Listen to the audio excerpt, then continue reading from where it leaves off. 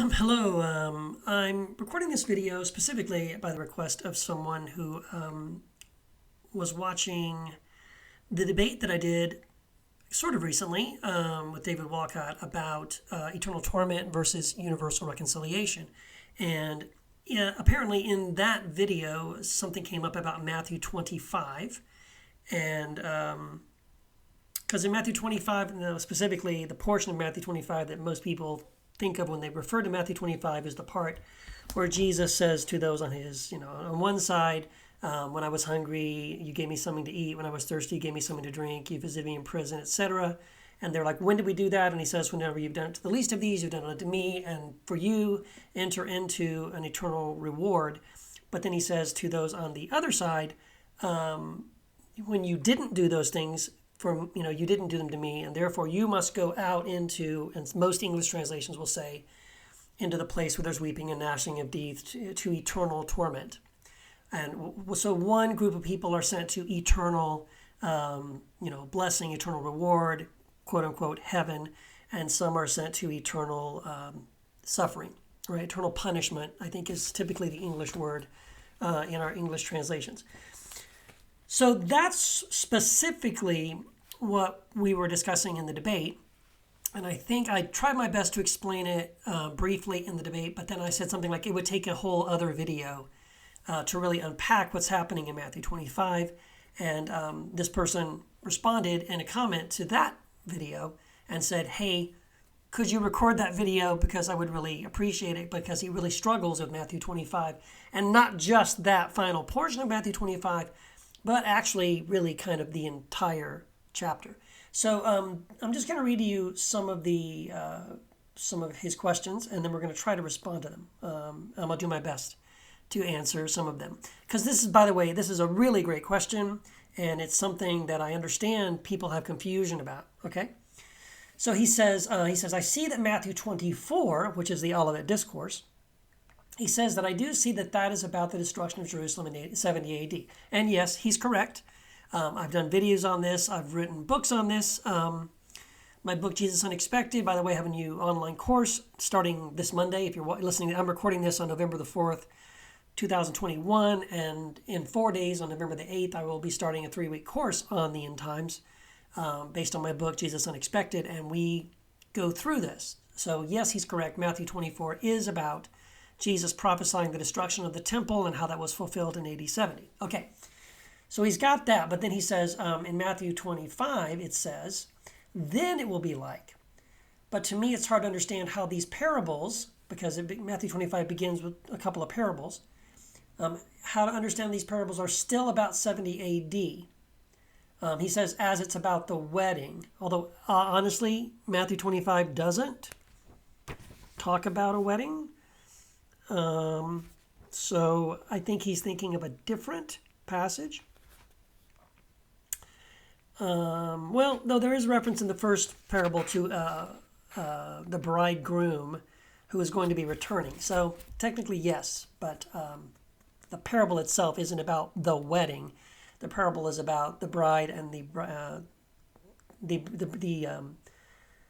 maidens, if you will, and then the bridegroom. Okay, 10 virgins, right? And then there's 5 that are wise and 5 that are foolish. Okay, so anyway, we'll get to that in a second.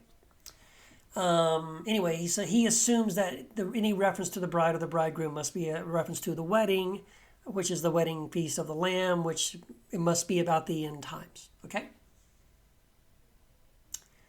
And he says that I understand the wedding as the end times. I would say not necessarily. And then someone coming back in the second parable. So anyway, he sees Matthew 25 as being about the second coming. Because in verse 31, and it says, when the Son of Man comes in his glory, and all the angels with him, he will sit on his throne of glory. Okay, so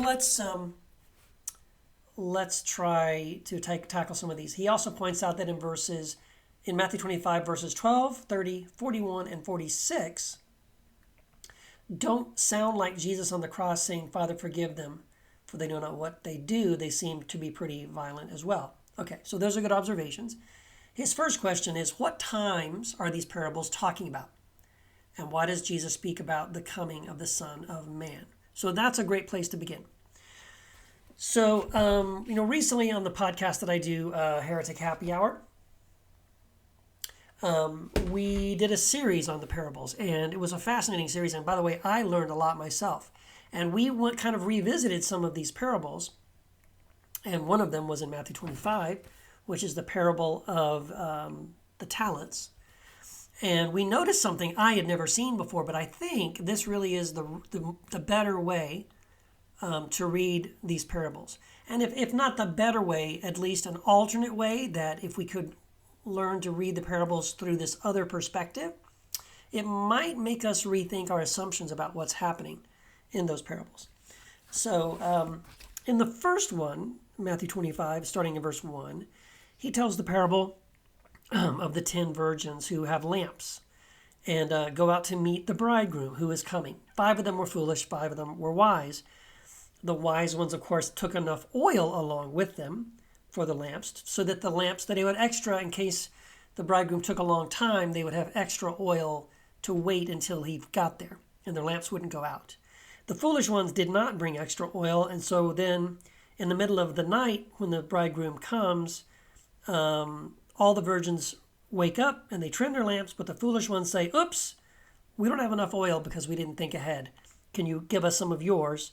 And the wise ones say, look, if we give you some, we might not have enough for ourselves. Go and buy some for yourselves and come back. And then the 5 wise virgins go ahead and meet the bridegroom.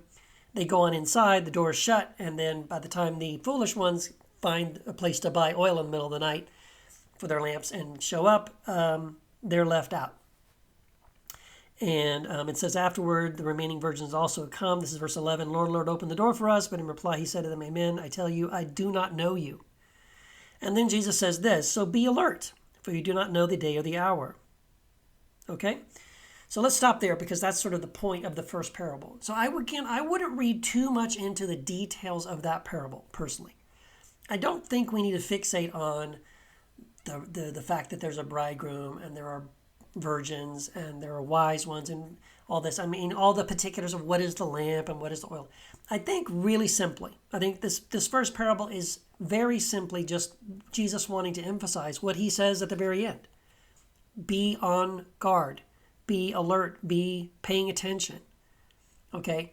Because the bridegroom is coming at a time you don't expect. Now, he assumes, the person asking the question, he assumes that that's about the second coming. And I would say it's not. I would say this is still about of the AD 70.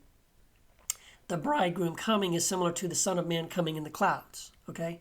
And that is apocalyptic hyperbole and code words all through the Old Testament for God coming, quote unquote, coming in judgment in the clouds against Edom or Babylon or Egypt or even Jerusalem.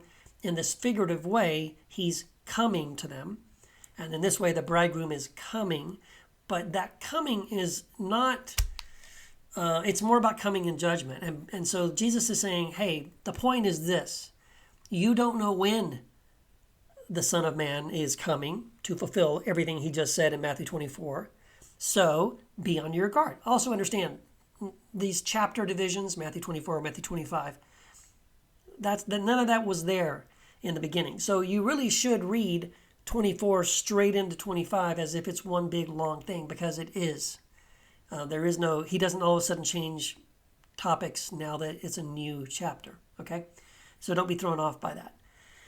Okay, so yeah, I think that first parable is simply Jesus just telling a story that illustrates, and I want you to be ready, and don't get lazy, and don't act as if it's not going to happen just because it takes, let's say, 40 years. It's going to happen, and if you're not ready, you're going to be sorry. Basically, you're going to wish, oops, I wish I had been ready, but I wasn't. I think that's all he means to say, and I think he's still talking about the coming destruction that he's already prophesied a few verses earlier in Matthew 24. So now let's look at the next one, because this is where it gets really interesting, I believe.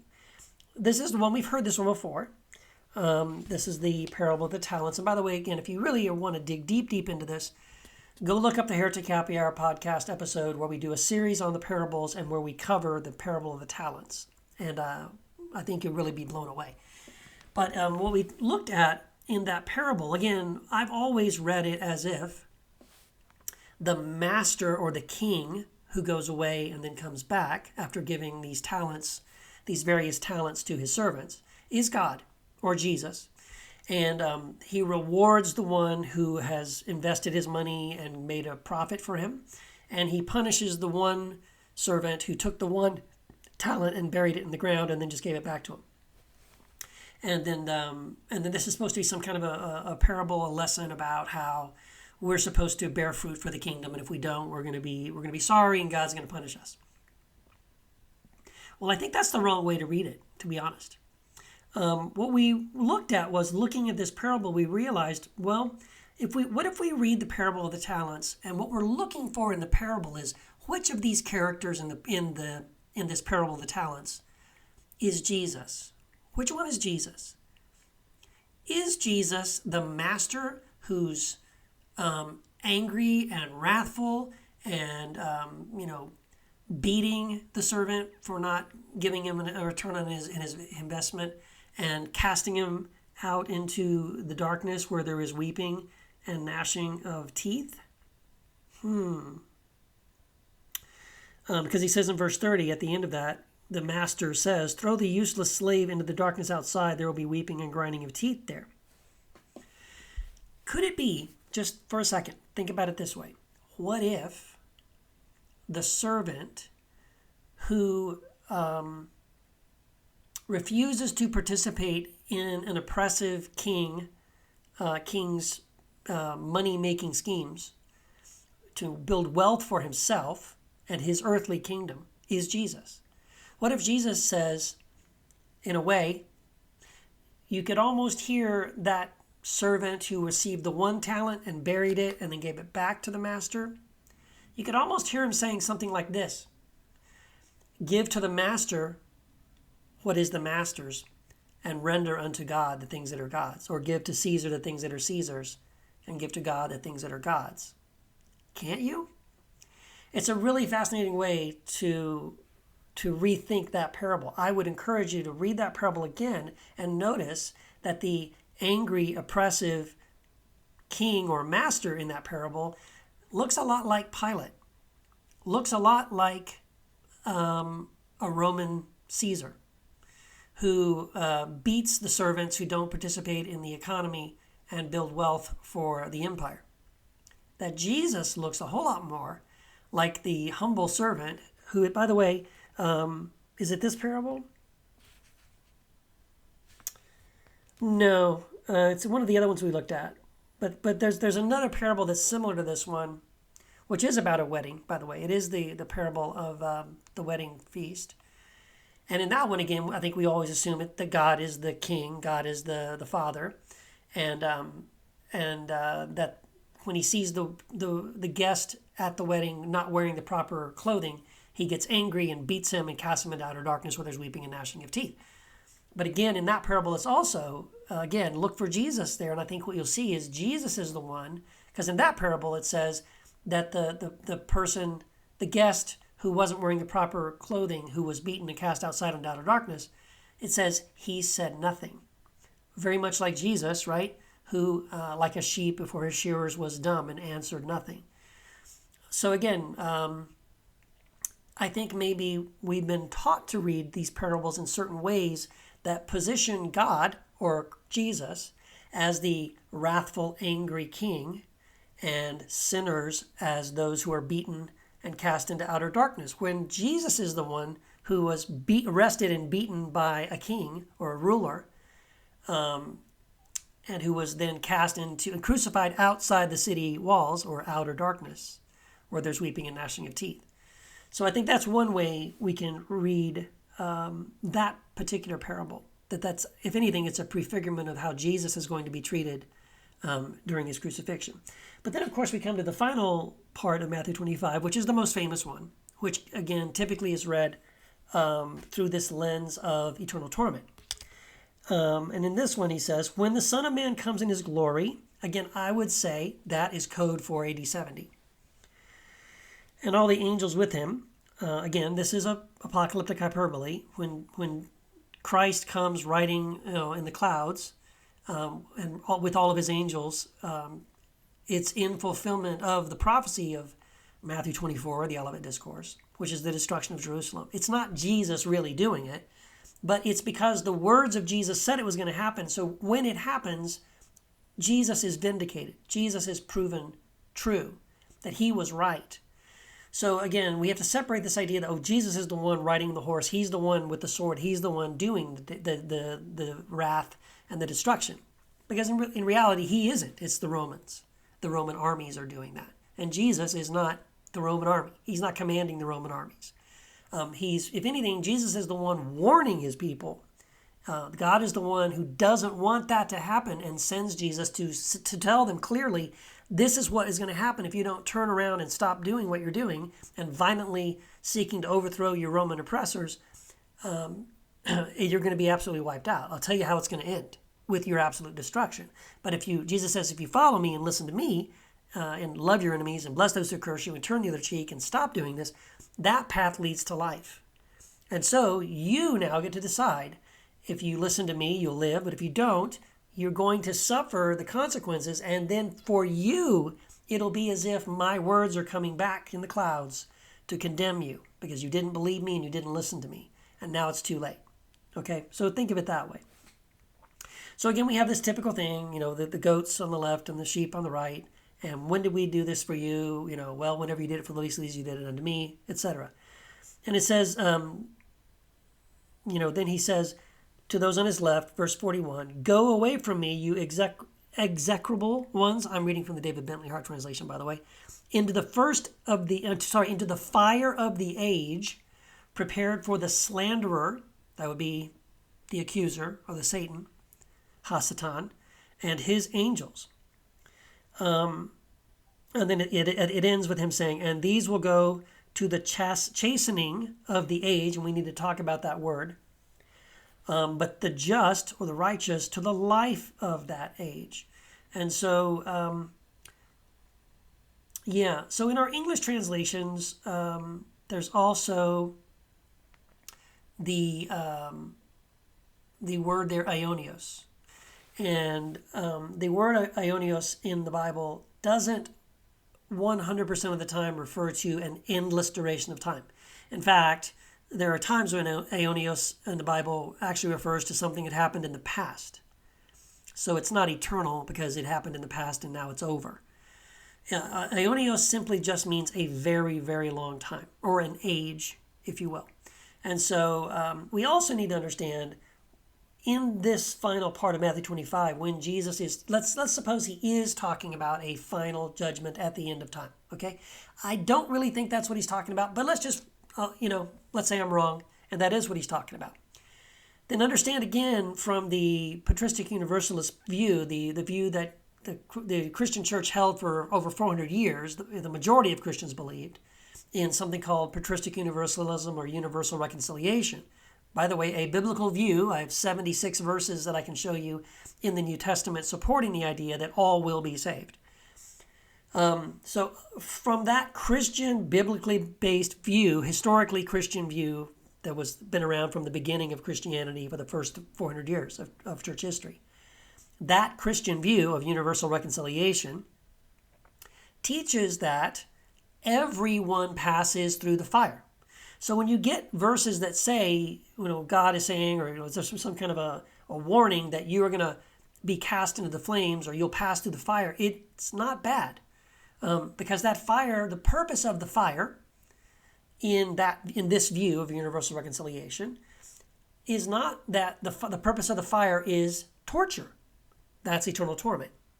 So we have to understand these three different views, eternal torment, annihilation, and universal reconciliation. All three of them include some sort of a metaphor of fire as a form of judgment, right? The difference is the way those three views approach the fire. Eternal torment approaches fire as torture forever, period, the end. No end, actually.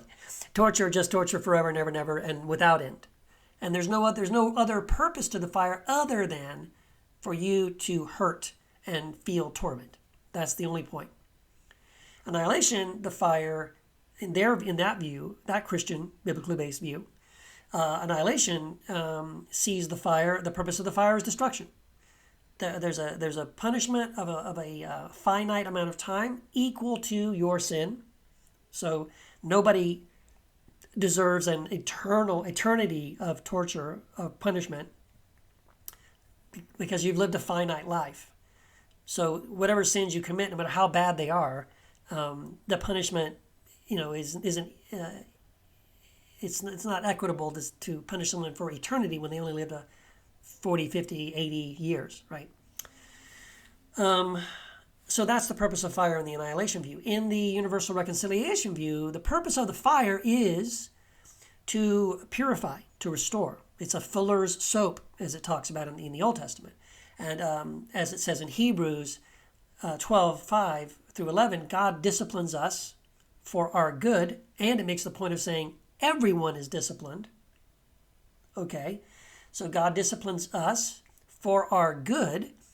And by the way, he only disciplines his children, but everyone undergoes discipline. Do the math.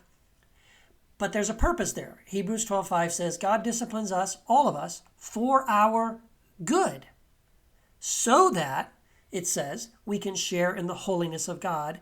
And in the end, it says, that this yields the peaceful fruit of righteousness. So the fire, even though it sounds horrible in Matthew 25, these goats on the left who didn't recognize Jesus, who are being now sent off to the, it says the chastening of the age, cast into the fire of the age, as it says in verse 41, the fire of the age prepared for the slanderer and his angels. That fire has a purpose, and that fire is to, as it says in Hebrews 12, discipline us for our good so we can share in the holiness of God and yield a peaceful fruit of righteousness. Passing through that fire, the end result of it will be to be made more perfectly in the image of Christ, to reveal Christ in us. Okay? So passing through the fire is not a bad thing. It's a good thing. It has a good purpose and a good end. God intends good by that fire. And of course, again, understand the fire here is a metaphor. It's not an actual pit of fire, of literal fire. And I want to make a note here in verse 46 in the David Bentley Hart translation. He has a very interesting note here. On verse 46, where it says at the very end of Matthew 25, and these will go to the chastening of the age, but the just to the life of the age. Okay. He says here the word in the Greek kolasis, K-O-L-A-S-I-S, kolossus, originally meant pruning or docking or obviating the growth of a tree or another plant. So the word there, the chastening, the phrase, the chastening of the age, is the pruning of the age. Pruning, yes, is you're cutting something back, but why do you cut something back? So that it will grow to bear more fruit and be more productive, right? Not for destruction. If you prune a plant or a tree and you destroy it, you're doing it wrong and you don't understand what pruning is about. And only later on, that word kolossus began to be used in ways that meant punishment or chastisement or correction. Classically, he says, the word was distinguished by Aristotle, for instance, from timoria, which means a retributive punishment. Whether such a distinction holds here, he says, is difficult to say, since by late antiquity, kolossus seems to have been used by many to describe punishment of any kind. But the only other use of the noun in the New Testament is found in 1 John 4:18, where there it refers not to retributive punishment, but to the suffering experienced by someone who is subject to fear because they have not yet experienced the perfection of love. Very, very interesting. So, I think Matthew 25, what we suffer from here, again, is we've been told to read certain phrases, the bridegroom or things like this, or the coming of the Son of Man, as, it's the second coming. I would say it's still a reference to Matthew 25. Those references are still references to what he's still talking about from Matthew 24. which is the destruction of Jerusalem. He's not changed the subject. Okay, it's not about the second coming. Second coming is a whole other conversation. Again, those violent phrases where it says, you'll be cast out into outer darkness and there'll be weeping and gnashing of teeth and all these kinds of things. It sounds really harsh, right? But again, Jesus is telling these as parables, and the intention of the parable is to evoke some measure of anxiety or fear or concern. That, oh my gosh, what he's talking about is really going to happen to me and my family if I don't pay attention and take it seriously. The fulfillment of those prophecies, those warnings, when people really were slaughtered by the Romans, again, it's not God doing the slaughtering. If we want to understand where is God in this, well, where God is he's sending his son Jesus, and Jesus is begging his people to not suffer that. He doesn't want them to suffer that. So when they end up suffering the consequences of the fruit of their actions, because they failed to take him seriously and to do what he said and to obey him, when he says, I never knew you, that's what he's saying. We weren't connected. We had no relationship. You turned away from me. You rejected me. So I didn't know you and you didn't know me. And so that's why this is happening. Okay? It's not God rejecting them. It's God saying, hey, when that day comes and you're suffering those horrible things that I'm trying to help you avoid, it will only be because you have made a decision to reject me and to not pay attention to what I'm saying. Not because God's rejected you. God hasn't rejected you. God is still loving you and wanting you to avoid this horrible fate. Okay? So yeah, I would say that the times these parables are talking about, in my view, he's still talking about AD 70, the destruction of Jerusalem and the temple and the end of the Jewish age, which is why he ends Matthew 25 by talking about those who will go into the fire of the chastening of the age. It's the end of the age, fulfilled in AD 70. He says, how does this chapter fit in the nonviolence character of God, revealed in Christ on the cross? It's actually Jesus himself giving these parables. Again, yes. On my newest book that's coming out in a few days, it's called Jesus Unarmed, How the Prince of Peace Disarms Our Violence. I deal with these parables. I deal with these passages because on the one hand, yes, I get that it can be confusing. It doesn't seem consistent with other passages where Jesus seems to be very clearly and explicitly nonviolent and calls us to be nonviolent and even tells us to be nonviolent and to love our enemies simply because that's what God does. And so then when you see these kinds of parables and stories where it sounds like Jesus is saying, these things are going to happen to you because God's going to get you. God's going to be the one to force you to endure this thing. That's not what's happening. Again, it uses this apocalyptic hyperbole, which does sound that way to our ears. But this, if we look at it objectively, we can see God is not the one bringing it. God is the one warning them, right? God is the one warning them of what the Romans are going to do. The Romans do it. God and Jesus warn them to avoid it. And so violent language is used to describe what the Romans are going to do to them. But that doesn't mean that God celebrates that or wants that at all. God mourns. Jesus, it says, wept over the city of Jerusalem because he said that they didn't know the things that meant for peace. So they're the ones who didn't understand the things that meant for peace. God definitely knew the things that meant for peace, and he tried to teach them those things. He tried to show them what those things were.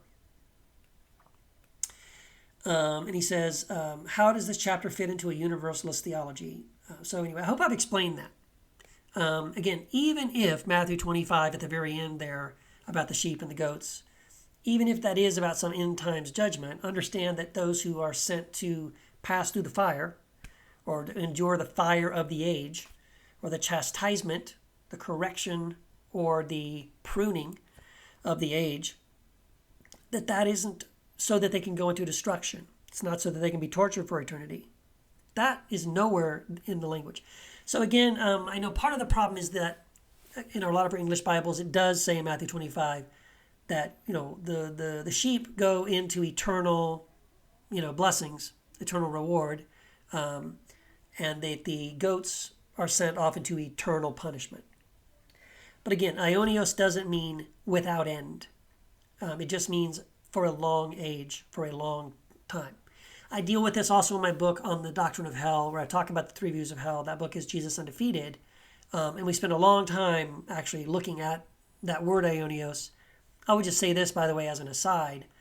Francis Chan has a book called Erasing Hell, and he is defending his view of eternal torment. And in his book, which is supposed to be about defending the eternal torment view, he admits that Matthew 25 doesn't use the absolute eternal, endless language that he once thought it did, and that he cannot point to Matthew 25 because aionios doesn't mean without end. And he acknowledges that. And I mentioned that, I quote that in my book, Jesus Undefeated. So even when someone like Francis Chan is wanting to turn to Matthew 25 and to use it as a verse to prove eternal torment, at least I do appreciate this. Francis Chan is honest enough to admit that those verses really aren't, in the long run, really that strong when it comes to supporting eternal torment, because, as he admits, aionios doesn't mean without end. It simply means for a time or a long time or an age. And again, I would say, because of the 76 other verses we have in the New Testament that promise that all will be saved, as it says in 2 Corinthians 5:14, we have concluded this, that one has died for all, therefore all died, and Christ died for all. And if all died with him, all are risen with him. Because Christ has died, we have died. Because Christ is crucified, we are crucified with him. Because Christ is risen, we are raised with him.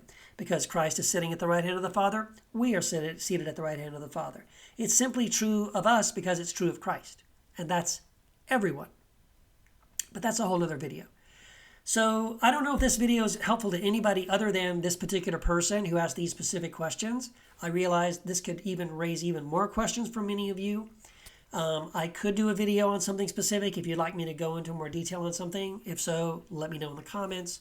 But again, I have written books on these specific topics, on apocalyptic hyperbole and the end times and all that, and Matthew 24. That's my book, Jesus Unexpected. And I have a course where we cover that. It's coming up in about a week, 4 days.